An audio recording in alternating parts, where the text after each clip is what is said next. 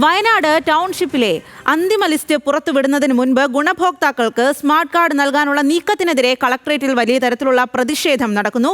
ജനകീയ ആക്ഷൻ കമ്മിറ്റിയുടെ പ്രതിഷേധവുമായി രംഗത്തെത്തിയിരിക്കുന്നത് ഉരുൾപൊട്ടൽ ദുരന്തം കഴിഞ്ഞ് 1 വർഷം പിന്നിടുമ്പോഴും സർക്കാരിന് ദുരന്തബാധിതരെ കണ്ടെത്താനായിട്ടില്ലെന്നും ഓഫീസുകൾ കയറിയിറങ്ങി മടുത്തുവെന്നും ദുരന്തബാധിതർ പറയുന്നു.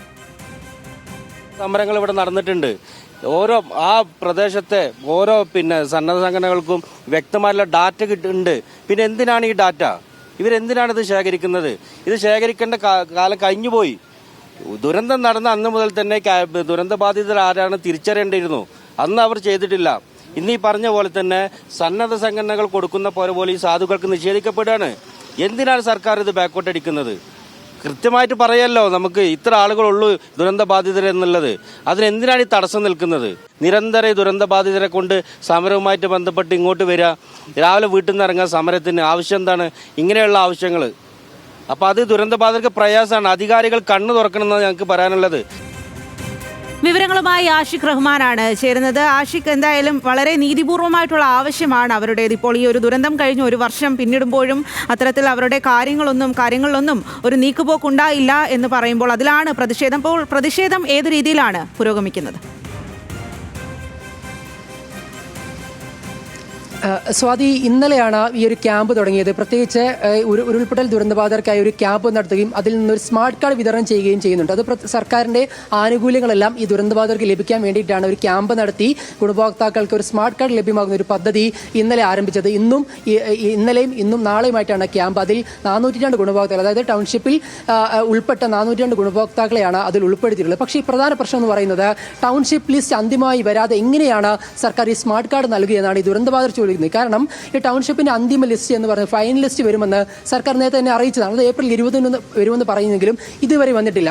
ആ ലിസ്റ്റിലേക്ക് കൂടുതൽ പേർ ഇനി ഉൾപ്പെടുത്താനുണ്ടെന്ന് സർക്കാർ തന്നെ പറയുന്ന സമയത്താണ് സർക്കാർ ഒരു സ്മാർട്ട് കാർഡ് നടപ്പിലാക്കാൻ പോകുന്നത്. അതിന് പ്രധാന പ്രശ്നം എന്ന് പറയുന്നത് ഈ സർക്കാർ ദുരന്തബാധിതരെ കുറച്ച് പേരെങ്കിലും ഒഴിവാക്കുന്നു എന്നൊരു ആക്ഷേപമാണ് ഇവർ ഉന്നയിക്കുന്നത്. കാരണം 402 പേരാണ് നിലവിൽ ഈ ഒരു ലിസ്റ്റിലുള്ളത്. ഇതിൽ 402 പേർക്കും സ്മാർട്ട് കാർഡ് നൽകുമ്പോൾ ഈ ലിസ്റ്റിൽ ഉൾപ്പെട്ടിട്ടേക്കാൻ സാധ്യതയുള്ള കുറച്ച് പേരുണ്ട്. അവർക്കും കൂടിയും ഈ സ്മാർട്ട് കാർഡ് ലഭിക്കാനുള്ള അവകാശമില്ല എന്നാണ് ഇവർ പ്രധാനമായും ചോദിക്കുന്നത്. ഈ ആവശ്യം ഉന്നയിച്ചുകൊണ്ടാണ് ഈ ക്യാമ്പ് തന്നെ നിർത്തണം എന്നാവശ്യപ്പെട്ട് ഇവർ രംഗത്തെത്തുന്നത്. കാരണം കാലങ്ങളായി അല്ലെങ്കിൽ കുറഞ്ഞ മാസങ്ങളായി അവർ ആവശ്യപ്പെടുന്നതാണ് ഈ ലിസ്റ്റ് പുറത്തുവിടണം, ഫൈനൽ ലിസ്റ്റ് പുറത്തുവിടണം. ദുരന്തബാധിതരായ എത്ര പേരുണ്ട്, സർക്കാരിന്റെ ടൗൺഷിപ്പിൽ എത്ര പേർ ഉൾപ്പെടുന്ന ഒരു കാര്യം പുറത്തുവിടണമെന്ന് അവർ ആവശ്യപ്പെടുന്നുണ്ട്. പക്ഷേ സർക്കാർ ഇതുവരെ ആ ഒരു അന്തിമ ലിസ്റ്റ് പുറത്തുവിട്ടിട്ടില്ല. ഇത് ഏകദേശം 402 ഗുണഭോക്താക്കളെ മാത്രമാണ് ഇതുവരെ സർക്കാർ പുറത്തുവിട്ടുള്ളത്. അതുകൊണ്ട് തന്നെ ഈ അന്തിമ ലിസ്റ്റ് പുറത്തുവിടണം, എങ്കിൽ മാത്രമേ അവർക്ക് സന്നദ്ധ സംഘടനകളടക്കം വീട് സ്വീകരിക്കാൻ കഴിയുന്ന ഒരു കാര്യം അവർ പറയുന്നുണ്ട്. കാരണം ഈ സർക്കാരിന്റെ ലിസ്റ്റിൽ വീട് കിട്ടുമോ ഇല്ലയോ എന്നൊരു ആശങ്ക അവർക്കുണ്ട്.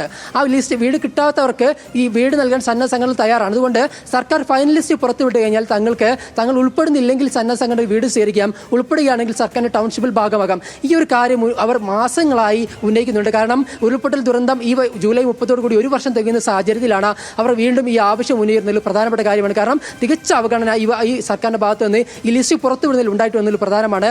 ആ സമയത്ത് തന്നെയാണ് ഈ സ്മാർട്ട് കാർഡ് എന്ന് പറഞ്ഞ സർക്കാരിന് ആനുകൂല്യങ്ങൾ ലഭിക്കാൻ വേണ്ടിയുള്ള സ്മാർട്ട് കാർഡ് നൽകാൻ വേണ്ടിയുള്ള ക്യാമ്പ് കളക്ടറിൽ നടക്കുകയും അതിൽ 402 ഗുണഭോക്താക്കളെ മാത്രം ഉൾപ്പെടുത്തിക്കൊണ്ടുള്ള ഒരു അന്തിമ ലിസ്റ്റ് പുറത്തുവിടുന്നതിന് മുമ്പ് ഗുണഭോക്താക്കൾക്ക് സ്മാർട്ട് കാർഡ് നൽകാനുള്ള നീക്കത്തിനെതിരെയാണ് ഇപ്പോൾ കളക്ടറേറ്റിൽ പ്രതിഷേധം നടക്കുന്നത്. ഈ ഒരു ദുരന്തം നടന്ന 1 വർഷം പിന്നിടുമ്പോഴാണ് ഇത്തരത്തിൽ പ്രതിഷേധം നടക്കുന്നത്.